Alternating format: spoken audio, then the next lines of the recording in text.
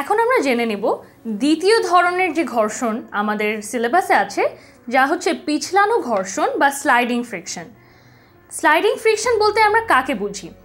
যখন কোনো একটি বস্তু অপর একটি বস্তুর তল বা অপর একটি বস্তুর উপর পিছলিয়ে বা স্লাইড করে বা ধরো আমরা বলতে পারি ঘেঁষে চলতে থাকে, তখন যে ঘর্ষণের সৃষ্টি হয় তাকেই আমরা বলছি পিছলানো ঘর্ষণ বা স্লাইডিং ফ্রিকশন। এর উদাহরণ হিসেবে আমরা দেখে নিতে পারি, ধরো এই গাড়িটি একটি বৃষ্টি পড়ছে, একদিন খুব বৃষ্টি হচ্ছে, তো গাড়িটি বৃষ্টিতে ভেজা রাস্তার উপর চলছে।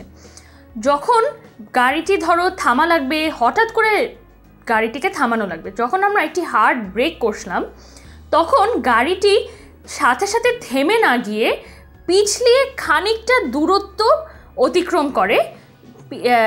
ধরো আমি যে এই জায়গাটাতে ব্রেক করলাম, ব্রেক করার সাথে সাথে কিন্তু দেখবে গাড়ি বা যে কোনো যানবাহন ওখানেই থেমে যায় না, পিছলিয়ে খানিকটা দূরত্ব অগ্রসর হয়।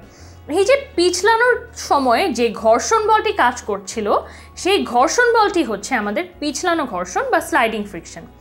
পিচ্ছিল রাস্তায় যখন তুমি নিজে হাঁটতে থাকবে, হাঁটতে হাঁটতে বা দৌড়ে যেতে থাকবে, হঠাৎ করে থামতে গেলে তুমি নিজেও কিন্তু এই পিছলানো ঘর্ষণ বা স্লাইডিং ফ্রিকশনের যে এফেক্টটা তা অনুভব করতে পারবে।